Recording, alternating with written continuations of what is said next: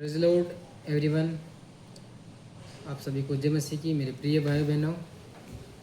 मैं परमेश्वर पिता का धन्यवाद करता हूँ जिन्होंने मुझे इस ब्यूटीफुल अपॉर्चुनिटी दिया, यानी कि एक सुंदर समय दिया परमेश्वर के वचनों को बांटने के लिए और समझाने के लिए।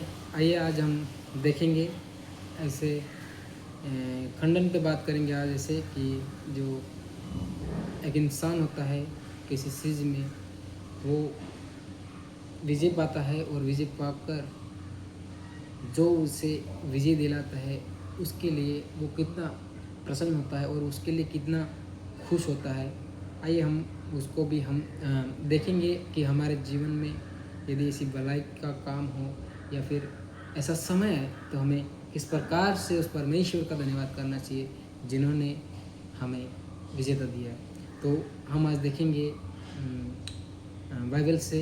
बाइबल आप जानते हैं है पवित्र बाइबल, और उसके दो डिवाइस है, यानी कि दो भाग है, नया नियम और पुराना नियम। आगे पीछे मैंने वही ऐसे बोला। तो ओल्ड टेस्टामेंट, न्यू टेस्टामेंट, और पुराना नियम में 39 किताब है और नया नियम में 27 किताब है। उसमें से हम नया पुराना नियम में से देखेंगे भजन संहिता की किताब से, और भजन संहिता का इंट्रो परिचय देखिए तो भजन संहिता की किताब 5 भागों में डिवाइड की गई है। पहला 1 से लेकर 41 तक, और दूसरा 41 से लेकर 72 तक, वो तीसरा 73 से लेकर 89 तक, और चौथा 90 से लेकर 106 तक, और 107 से लेकर 150 तक। तो आज हम देखेंगे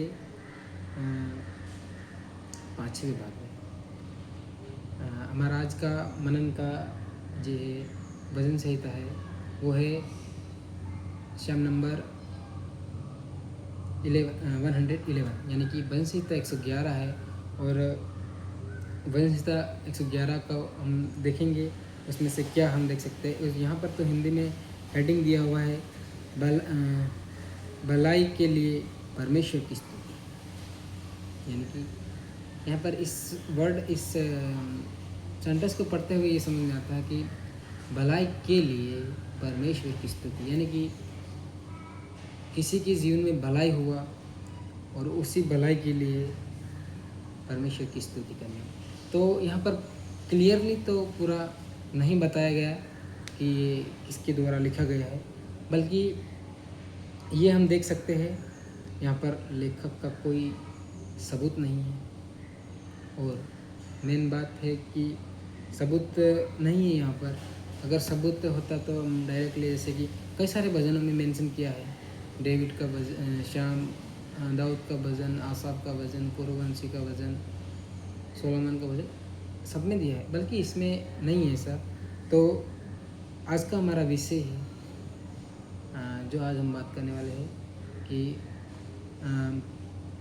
आज का हमारा विषय ये है कि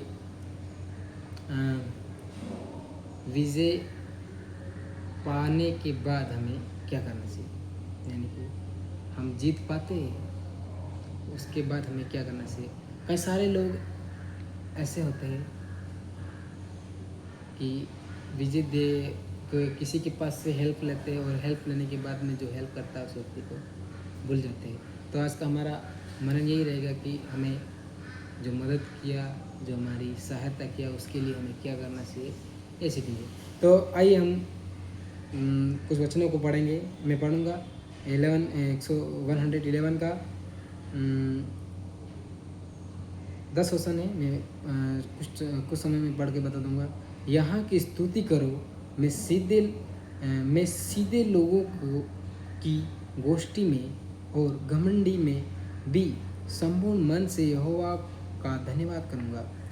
यानी यहाँ पर मतलब ऐसा बताया कि सीधे लोगों की गोष्ठी में और मंडली में भी, मतलब ऐसे लोगों के बीच में भी मैं यहोवा को धन्य करा करूँगा।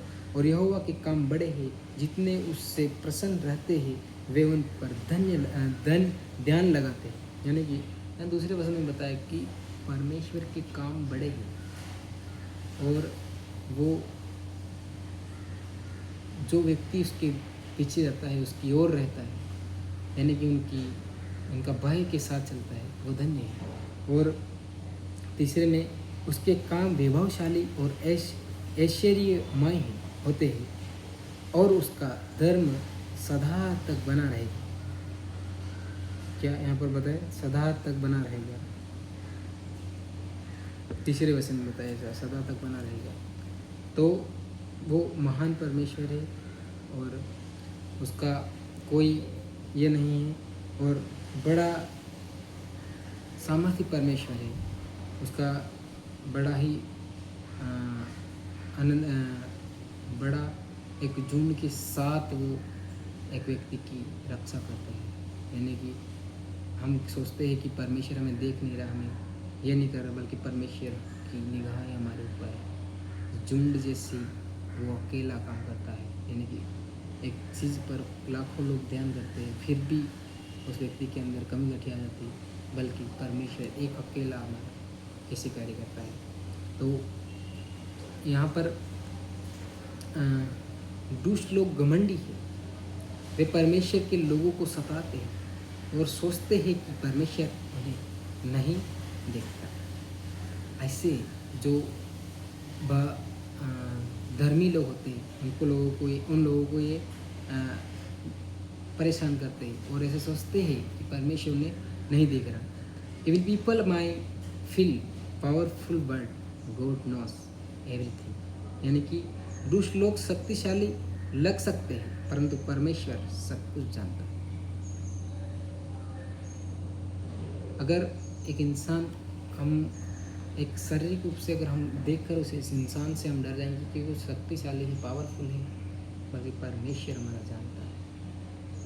अगर हम गलत कार्य करेंगे तो उसके हिसाब से हमें फल मिलेगा, उसके हिसाब से हमें दंड दिया जाएगा। और वो जिस प्रकार से कार्य कर रहा है और हम किस प्रकार से कर रहे हैं, हमारा बिहेवियर, हमारा साल चलन, हमारा बोली चाली, हमारा कर्तव्य क्या है, अगर ऐसा है तो उसी के आधार पे हमें ऐसा मिलेगा। परमेश्वर वो नहीं है जो हम दुहाई देते हैं पर वो हमारे सुनता नहीं है। यानी कि जिसने कान और आँख बनाई है वह अवश्य सुनता और देखता है, वह मनुष्य के विचारों को जानता है। यानी कि ये सब आँखें कान परमेश्वर ने बनाया, तो सारे हमारे विचार जानता है। इसलिए परमेश्वर बड़ा सामर्थ्य परमेश्वर है और हमारे परमेश्वर से कुछ भी छिपा नहीं सकता। यानी कि we can not hid anything from God. कुछ नहीं छिपा सकते, हिड यानी कुछ नहीं छिपा सकते। तो आइए हम उस टॉपिक पे आते हैं। परमेश्वर, अगर एक व्यक्ति परमेश्वर पर पूर्ण तौर से विश्वास करता है और विश्वास के साथ कुछ कार्य करता है, उसमें परमेश्वर कहता है जा मैं तेरे संग, और वो उसी विश्वास के आधार से काम करता है और परमेश्वर उसे सफल दिलाता है। तो वो व्यक्ति, कई सारे लोग ऐसे होते हैं कि जब कुछ चाहिए तो परमेश्वर और परमेश्वर देने के बाद में कोई गॉड ऐसा करके अपने काम में बिजी। तो मेरे प्रियो, ऐसा होने का ये गलत है, ऐसा नहीं होना। क्योंकि हमें मदद कौन किया, हमें हेल्प कौन किया, हमारी सहायता कौन किया? हमारी हेल्प, हमारी मदद परमेश्वर ने किया। तो हमें यह भजन हमें यही सिखाता है कि जो हमें मदद किया उसको हमें हर एक उपकारों को याद करते हुए धन्यवाद करना, उसको जितना हो सके। हम परमेश्वर को क्या दे सकते हैं? परमेश्वर हमें सहायता, हमारे जीवन में जो आवश्यकता है हर एक आवश्यकता दे सकता है। हमें हमारे कितना सुंदर शरीर, कितना सुंदर फेस, कितना सुंदर बाल दिए, तो क्या वो हमें इससे बढ़कर कुछ देने के लायक नहीं है क्या? वो हमें सब कुछ दे सकता है और वो हमें जीवन की सांस दे सकता है, तो और क्या नहीं दे सकता। इसलिए हमें उस परमेश्वर को नहीं भूलना है जो हमें यहाँ तक लेके आए। तो मेरा आज का मेन मकसद यही है, भजन संहिता के थ्रू आप लोगों को इस प्रकार से प्रोत्साहित करना और हमें किस प्रकार से परमेश्वर को धन्यवाद देना, क्योंकि वो ही एक सृष्टि करता है। हेवंस एंड एर्थ उसी ने ही रचा है, इसलिए हम उससे अलग नहीं जा सकते। तो हमें हर एक काम को याद करना है, याद कर कर परमेश्वर को धन्यवाद देना है। इसलिए हमें किसी उपकारों को, किसी कामों को भूलना नहीं है और परमेश्वर से अलग होने का कुछ नहीं करना। हम बढ़ेंगे लास्ट वचन, वहाँ पर सीधा लिखा है, बुद्धि का मूल यहोवा का भय है, जितने उसकी आज्ञाओं को मानते हैं उनकी बुद्धि अच्छी होती है, उसकी स्तुति सदा बनी रहती। यानी कि हम अगर अपने पावर से, अपने दम से काम करेंगे तो वो कभी सक्सेसफुल नहीं होगा, क्योंकि बुद्धि का और ज्ञान का सब कुछ ये परमेश्वर की ओर से है। अगर हम जिसने दिया उसका कुछ ना रखेंगे तो हमारा जीवन कैसे सक्सेसफुल हो सकता है। इसलिए परमेश्वर का भय हर एक पर्सन के जीवन में होना जरूरी है, यानी कि हर एक व्यक्ति के जीवन में होना जरूरी है। अगर परमेश्वर का भय, परमेश्वर का नियम हमारे हार्ट में नहीं है तो हम कुछ नहीं, हमें हमारे चाहे कैसे भी, कितने भी बड़े शत्रु क्यों ना, दुश्मन क्यों ना है, बल्कि हमें क्या दर्शाना है, वी आर क्राइस्ट, मतलब क्रिश्चियन लोग हैं तो हमें प्यार ही दर्शाना है। हमें उस मसीह की चाल चलना है जो यीशु मसीह चल के गया। उसने लोगों ने थूका बल्कि प्रेम किया, लोगों ने कोड़ा मारा बल्कि मुंह से एक जवाब नहीं निकाला, लोगों ने खिला ठोका बल्कि चुपचाप रहा। वो कितना मासूम, वो कितना दयालु था।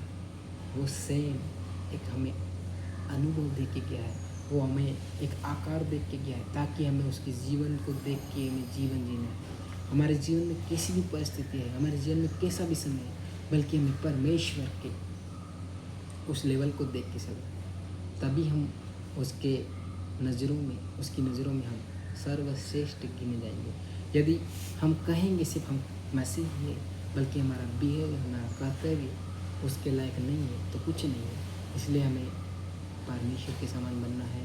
और सेकेंड बात देखें तो हमें उसके ऊपर को नहीं भूलना है और बुद्धि पर घमंड नहीं करना।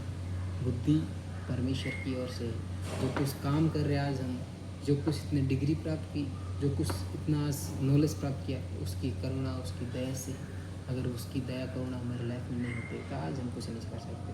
तो मैं आशा करता हूँ कि आपको भजन संहिता 111 बहुत अच्छी रीति से समझ में आया होगा। Thank you, God bless you. प्रभु आप सभी को आशीष करे। आमीन।